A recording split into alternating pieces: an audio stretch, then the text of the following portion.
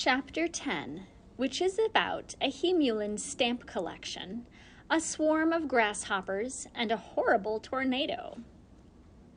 When Sniff woke up next day, the first thing he said was, "It's coming tomorrow." "It's so big," said the Snork Maiden, "nearly as big as a house." All the steam had disappeared in the heat of the comet, and they could see right across to the other side where the bottom of the sea gradually sloped up to the beach again. They hadn't far to go. "Trees!" shouted Snufkin, pointing, and they all set off in a tremendous hurry to get there, without even waiting to put their stilts on. "Silver poplars!" puffed Moomin Ch10 as he stumped up the sandy beach. "Moomin Valley can't be far off now." The Snork began to whistle, and they were all so pleased to be on dry land again that they hugged each other in their excitement. Then they set off again for home. As they were going along, they met a house troll coming toward them on a bicycle. He was red in the face with heat, for house trolls can never take off their fur coats. On the carrier, he had 2 or 3 suitcases, and packages and parcels of all kinds dangled from the handlebars. On his back sat a baby house troll in a bag. "Are you leaving?" shouted Sniff. The house troll climbed off his bicycle and said, "You may well ask, little animal. Everybody who lives in the neighborhood of Moomin Valley is leaving. I don't think there's a single person who intends to stay there and wait for the comet." "How is it you all think the comet is going to fall just there?" asked the Snork. "Well, you might say by word of a beak," said the house troll. "The muskrat sent the information round through the birds, and it is quite obvious to any self-respecting house troll that the comet will fall in Moomin Valley." "Oh, by the way," said Moomin Ch10, "I believe our families are distantly related, and when I left home, my mother told me to give you her kind regards if we happen to meet." Thank you," said the house troll hurriedly. "And the same to your poor mother. It may be the last time I shall be able to send greetings to her, because she and your father absolutely refused to leave the valley. They said they had to wait until you and Sniff got back." "Then we had better hurry," said Moomin Ch10 in a worried voice. "If you go past a post office, will you please send a telegram home saying that we are on the way and coming as fast as we can? Make it a greetings telegram, please." "Yes, I'll do that," said the house troll, climbing onto his bicycle. "Well, goodbye, and may the protector of all house and Moomin trolls watch over you." And he pedaled earnestly away. "Did you ever see so much luggage?" said Snufkin. And the poor chap was quite exhausted. Oh, isn't it wonderful not to own anything? And he threw his old green hat up into the air gaily. "I don't know about that," said Sniff, gazing lovingly at his little jeweled dagger. "It's nice to have beautiful things that really belong to you." "Now we must get on," said Moomin Ch10. "They're waiting for us at home, and I'm sure that can't be much fun." On the way they met crowds of fleeing creatures, some walking, some driving, some riding, and some even taking their houses with them on wheelbarrows. They all kept glancing fearfully at the sky, and hardly anyone had time to stop and talk. "It's strange," said Moomin Ch10, "but it seems to me that we aren't as afraid as any of these people, although we're going to the most dangerous place of all, and they're leaving it." "That's because we are so extremely brave," said Sniff. Said Moomin Ch10. "I think," he mused, "it must be because we've sort of got to know the comet. We were the first ones to find out that it was coming. We've seen it grow from a tiny dot to a great sun. How lonely it must be up there, with everybody afraid of it." The Snork Maiden put her paw into Moomin Ch10's. "Anyway," she said, "if you're not afraid, I'm not either." Soon they stopped by the wayside to have lunch, and there sat a Hemulan with a stamp album on his lap. "All this fuss and rush," he was muttering to himself. "Crowds of people everywhere, and not one of them can tell me just what it's all about." "Good morning," said Moomin Ch10. "I suppose you aren't by any chance a relation of the Hemulan we met in the Lonely Mountains?" He collected butterflies. That must have been my cousin on my father's side, answered the he-mulin. He is very stupid. We don't even know each other now. I broke off our relationship. Why was that? Asked Sniff.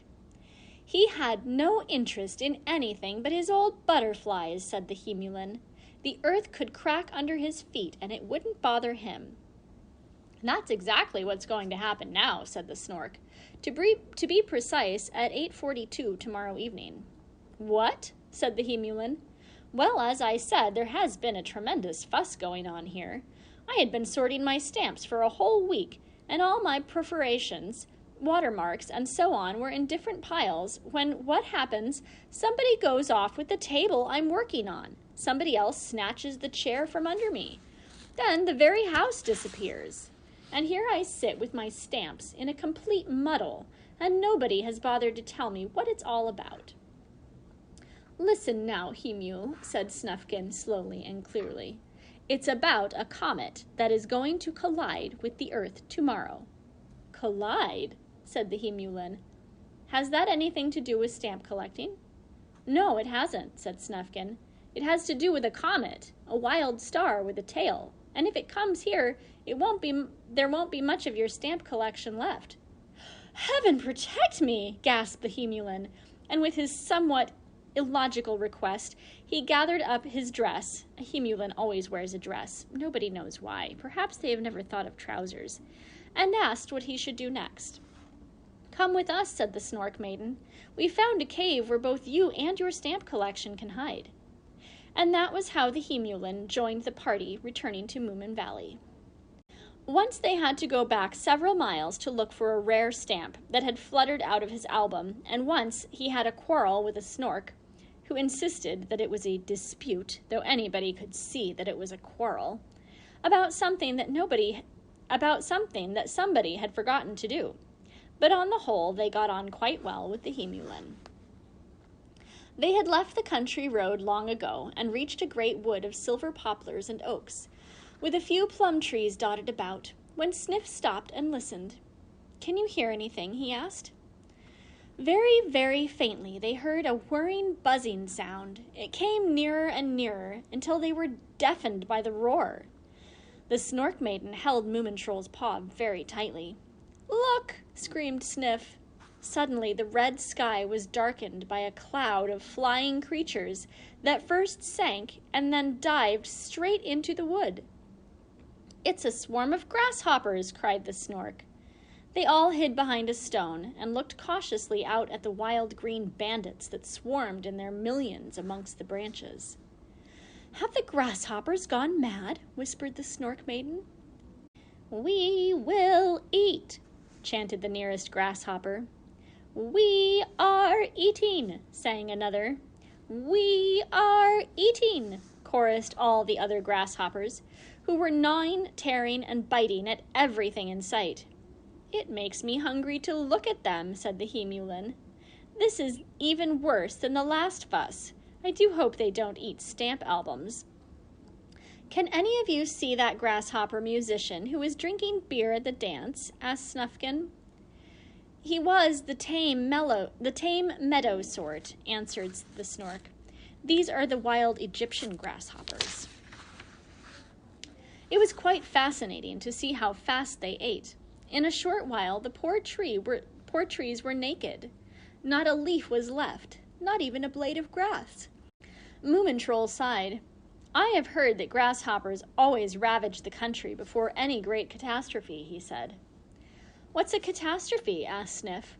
It's something as bad as it can possibly be, said Moomin Troll, like earthquakes and tidal waves and volcanoes and tornadoes and plagues. In other words, fuss, said the he-mulin. One never has any peace.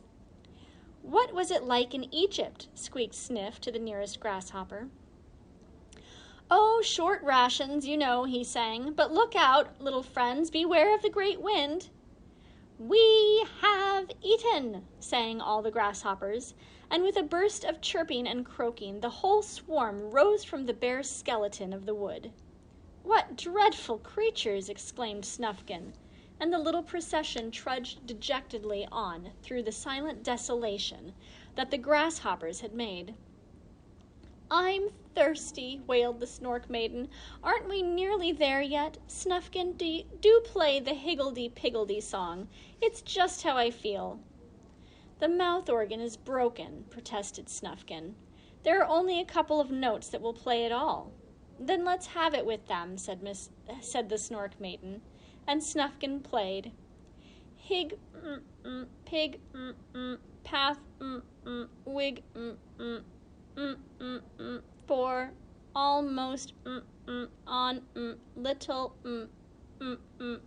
door.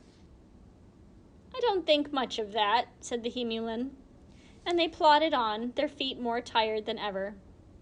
Meanwhile, far off in Egypt, a tornado had been born, and now it was flying on the black wings across the desert, whistling ominously as it went, whirling up sticks and straws and growing blacker and stronger every minute.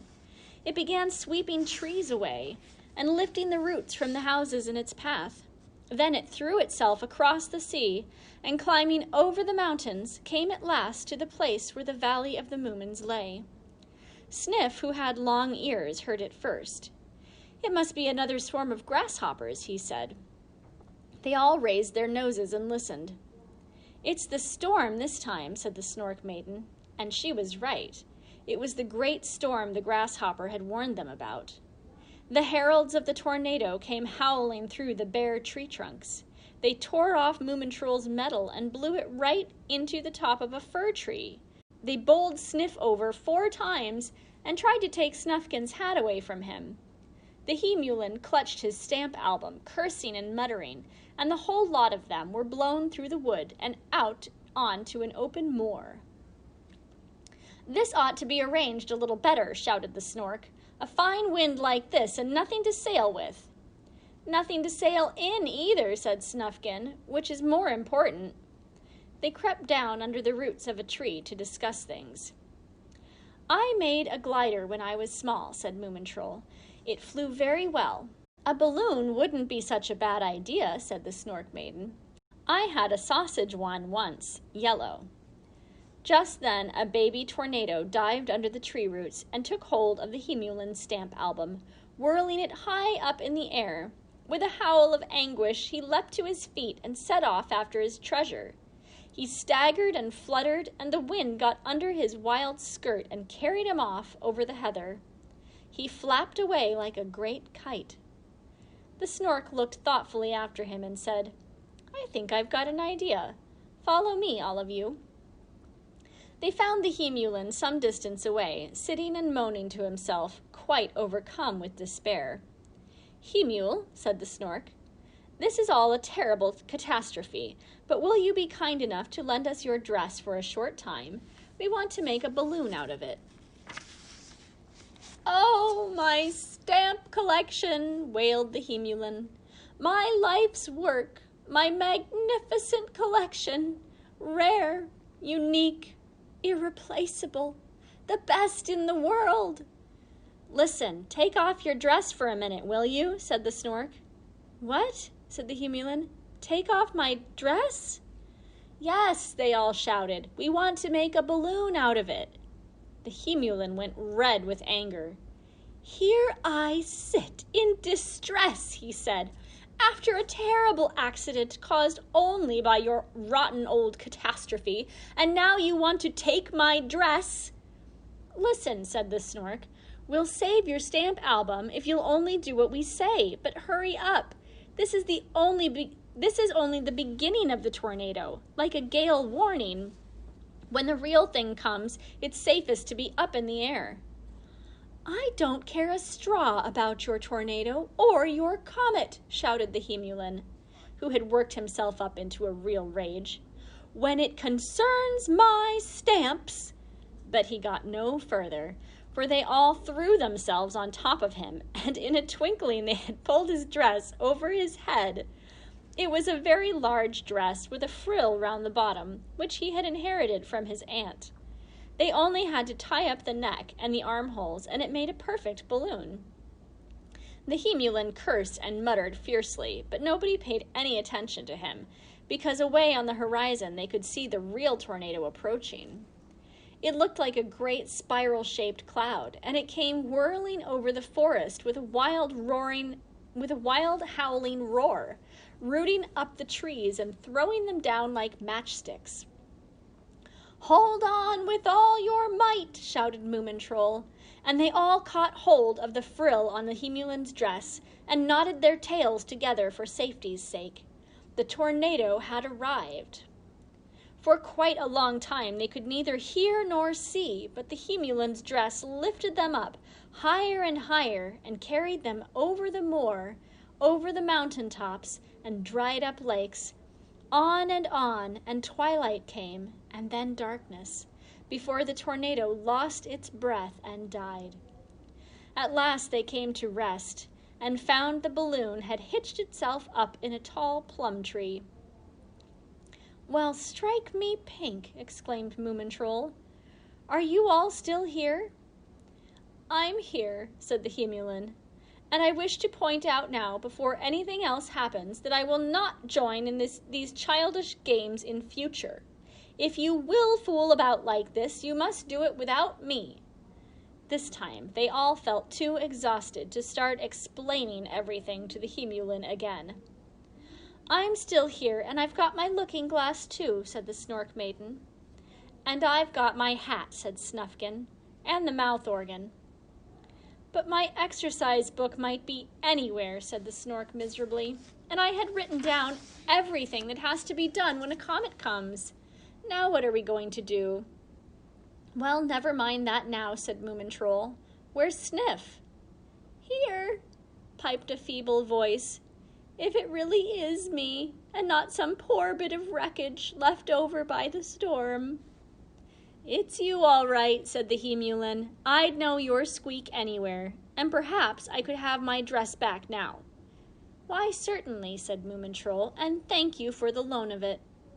The Hemulin grumbled and puffed as he pulled his dress over his head, but luckily he couldn't see in the dark how the tornado had treated it. They spent the night in the plum tree, very close together, and they were so tired after their journey that they didn't wake up till 12 o'clock the next day.